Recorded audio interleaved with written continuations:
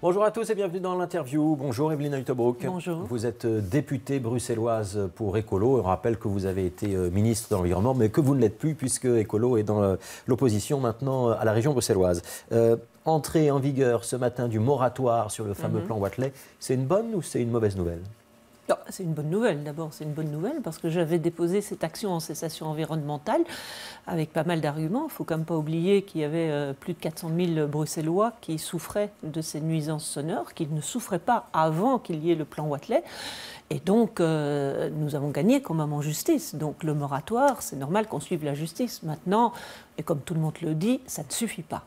Donc le moratoire, c'est plutôt un gain. Mais est-ce que c'est un gain pour tout le monde ? On a vu dans le journal Peggy Courtois, qui représente les riverains de l'Est de Bruxelles. Oui. Pour eux, ça va être pire qu'avant. Mais oui, bon, bien sûr, mais ça on le savait. Et en le déposant, vous savez, la lutte que j'ai eue pendant 10 ans comme ministre de l'Environnement, ça a été de faire diminuer les nuisances pour tout le monde. Et il n'y avait pas de plan Wathelet, mais nous avions des infractions.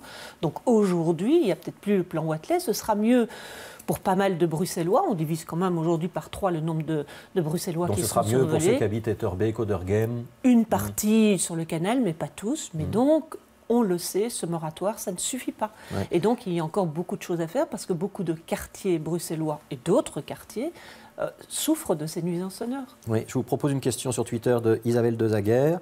Pas question a eu son moratoire, mais l'Est est à nouveau massacré par les décollages et les atterrissages. Et elle conclut son message par help. Est-ce qu'il y a une solidarité entre la région bruxelloise et sa périphérie proche ? On pense à Kruinem et Wezenbeek.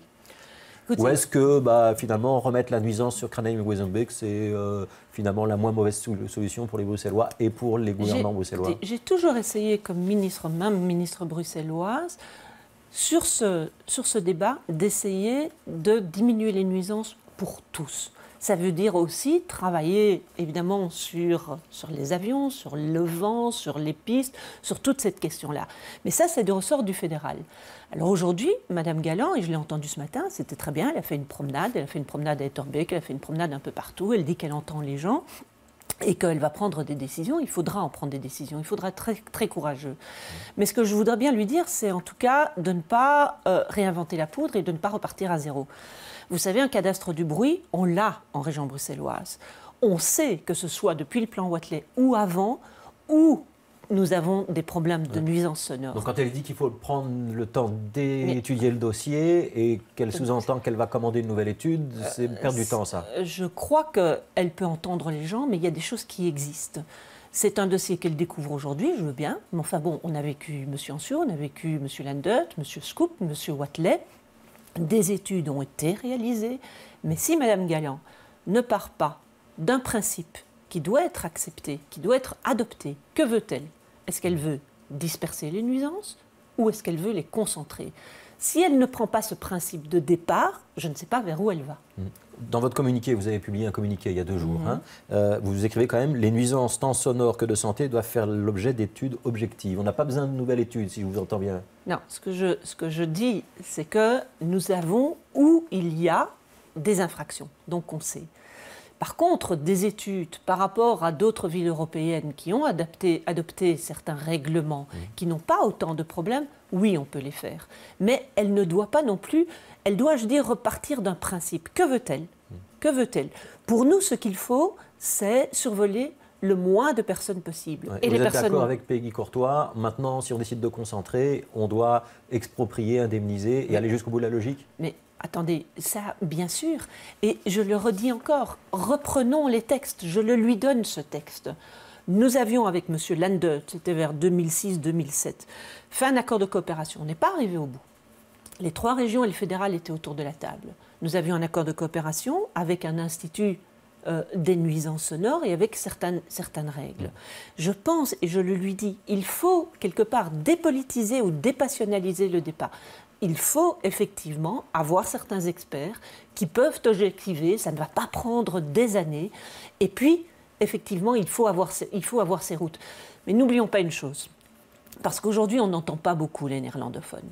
Et nous le savons, nous qui avons depuis 15 ans travaillé sur ces questions.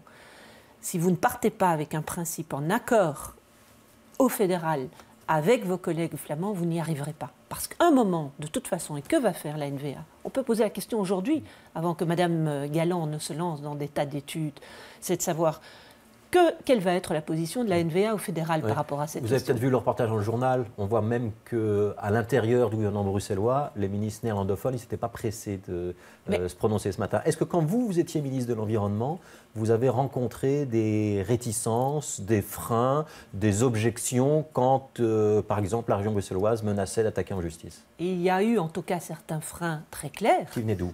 Mais M. Van Engel, par rapport au fait qu'il fallait lever des amendes, n'a jamais dit non, mais ne s'est jamais pressé. Il a fallu lui écrire très très souvent, parce que c'est lui qui doit le faire. Nous faisons donc, en tant que ministre de l'Environnement, effectivement, nous relevons les infractions, mais c'est le ministre du Budget qui doit relever les amendes. Et donc là, il a fait une sorte de grève du zèle, c'est ça que vous êtes en train de nous dire? Disons qu'il n'a jamais été pressé pour les relever, ces amendes. Donc j'entends aujourd'hui Mme Frémaux qui dit « nous allons les relever ». J'en suis très heureux. Si M. Van Engel est convaincu aujourd'hui qu'il faut les relever, il faut les relever, parce qu'il y a quand même un passif de 12 millions auprès des compagnies d'aviation qui doivent être en tout cas payées à la région. Ouais. La nuit européenne, vous êtes toujours pour, j'imagine. Hein, donc ce serait fermer l'aéroport entre 22h et 7h du matin. Absolument. Est-ce que là-dessus, il faut tester la NVA, comme vous le suggérez? Mais je ne veux pas, la tester, mais je dis... On sait que c'est de l'emploi essentiellement flamand hein, à l'aéroport de Bruxelles. Vous avez toujours, à un moment donné, vous aurez toujours le débat des nuisances sonores contre l'économique et contre la création d'emplois. Vous l'aurez toujours à un moment donné. Donc je dis, si Mme Galland passe un temps fou à faire, soit des études, voit les gens, voit des experts, voit des associations, et si au bout de la route, elle tombe contre l'ANVA ou même le CDNV, mais à ce moment-là, son travail n'aura servi à rien. Ça veut dire qu'on est en train de commissionner le dossier, c'est ce que vous êtes en train de nous dire? On gagne du temps et il n'y aura aucune autre solution que le moratoire? Je lui dis qu'elle tire les leçons de ce que nous avons vécu déjà depuis de nombreuses années. Et donc, si à un moment donné, elle n'a pas l'accord de tout le monde au fédéral pour dire « nous créons un institut des nuisances sonores, nous objectivons, nous travaillons avec le cadastre de bruit bruxellois et nous sommes tous d'accord de faire ça », elle n'y arrivera pas. Vous pensez qu'on peut avoir un accord maintenant au fédéral alors qu'on n'a pas réussi à le faire au moment de la formation du gouvernement? Écoutez, on peut l'espérer, mais ce ne sera pas à la veille des élections, comme ça c'est à chaque fois emballé. Regardez un petit peu l'histoire, c'est chaque fois à la veille des élections que les choses se sont emballées. Donc c'est maintenant, on est un petit peu plus éloigné des élections, qu'elle peut éventuellement y arriver, en tout cas je lui souhaite. Céline Frémaux a annoncé hier 4 nouveaux sonomètres, on passe de 11 à 15 avec Woluwe-Saint-Pierre et Vers et Forêt notamment, et Molenbeek où des sonomètres vont être installés. Ça va permettre d'avoir une cartographie complète, c'est-à-dire que jusqu'à présent on n'avait pas une cartographie assez précise de ce qui se passait à Bruxelles. Attendez, on avait quand même, j'avais déjà augmenté quand même le nombre de sonomètres. Donc on l'avait plus que doublé l'année passée. Elle en a rajouté sur certains endroits. Peut-être que ça complétera. Ça ne résoudra pas la question, mais ça pourra compléter en tout cas les cadastres. Alors, il nous reste 3-4 minutes. Je voudrais qu'on parle d'autres éléments de l'actualité. Je voudrais commencer par Inter-Environnement. Céline Frémaux, donc, qui vous a succédé au poste de ministre de l'Environnement, annonce une baisse des subsides pour cette association. Ça veut dire qu'elle était un petit peu avantagée par la ministre précédente, c'est-à-dire par Evelyne Uytebroeck? Absolument pas. Absolument pas. Mais donc, vous parlez d'Inter-Environnement aujourd'hui, mais je l'ai dit lors de la confection du budget à Mme Frémaux. J'ai dit que c'était une erreur de diminuer. Là, vous avez Inter-Environnement, mais vous avez des tas d'autres associations environnementales aujourd'hui qui voient également leur budget diminuer. La même chose en énergie, et ça va entre 50 et 15%. Et donc, je ne comprends pas cette politique de diminuer ces subsides dans des associations qui, depuis des années, font un boulot. Quand même, nous sommes, cette année-ci, ça va être la COP, ça va être la lutte contre le climat. C'est une erreur fondamentale de diminuer les investissements dans les associations. Est-ce qu'il y a vraiment une rupture entre la politique d'Evelyne Uytebroeck et la politique de Céline Frémaux? faudrait le demander à Mme Frémaux. Vous devez bien avoir votre petite idée quand même. J'ai mon idée en tout cas en ce qui concerne la diminution des subsides. Mais la diminution des subsides, ça veut dire quoi aussi? Ça veut dire aussi qu'on n'investit pas dans des associations qui depuis des années travaillent. On avait en quelques années eu un tournant en matière énergétique, en matière environnementale, en matière de durabilité de la ville. Ce que je vois ici, un petit peu, c'est une politique qui n'est pas transversale. Et donc, on dit, Inter-Environnement ne travaille pas que sur l'environnement. Mais non, mais heureusement.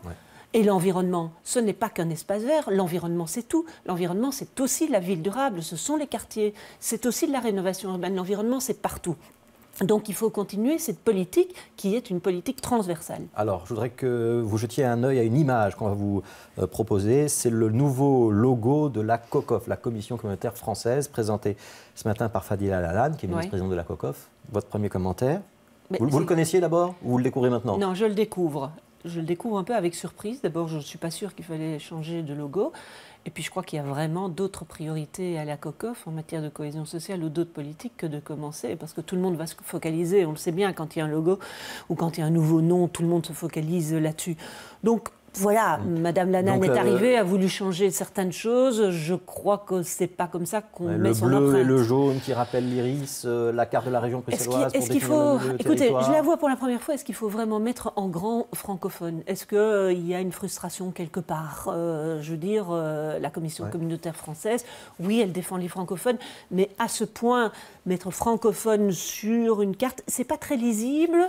C'est pas très beau et c'est pas nécessaire. Est-ce que c'est un peu la même chose qu'avec le débat sur la Fédération Wallonie-Bruxelles, où on change des noms sans vraiment changer des noms parce qu'on n'en a pas vraiment le pouvoir, et que la Commission communautaire française, qui est le nom officiel, doit disparaître derrière cette nouvelle appellation francophone Bruxelles? Moi, je crois que ce sont des débats qui sont pas vraiment utiles et qui brouillent un peu l'image, qui brouillent peut-être aussi ou qui cachent des politiques qui sont peut-être pas menées à un moment donné. Donc, moi, la Fédération Wallonie-Bruxelles, j'ai jamais été. D'ailleurs, on continue à dire communauté française. J'ai jamais été vraiment une grande fan. COCOF et pas francophone Bruxelles, même si COCOF, pour le grand public, ça ne veut rien dire. Vous êtes d'accord? Oui, mais est-ce qu'un autre nom va dire quelque chose? Je veux dire, c'est pas à partir du nom qu'on implante véritablement une institution. Donc, je ne crois pas que c'était vraiment une priorité ou vraiment nécessaire de changer ce logo. Merci Evelyne Tobruk d'avoir été l'invitée de l'interview. Demain, c'est Bernard Clairfeuille qui sera l'invité de Stéphanie Meyer. À demain.